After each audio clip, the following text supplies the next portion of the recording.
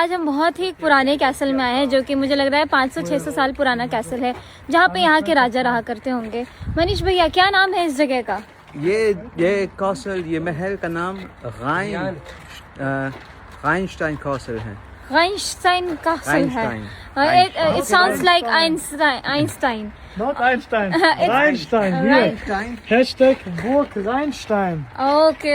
Very nice. So, any speciality about that, Satya ji? Here, Rhein means pure, Stein means stone. Oh, So it's a pure stone castle. Yes. Castle. Pure stone meaning that और- everything But you know- is stone. You see, everything is made out of Yeah, stone. yes. मतलब best बहुत is- बड़े-बड़े पुराने पत्थर The हैं। best is here.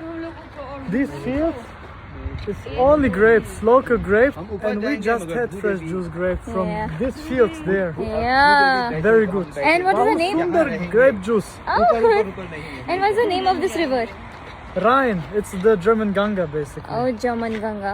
Because it's pure water. Yes, That's definitely.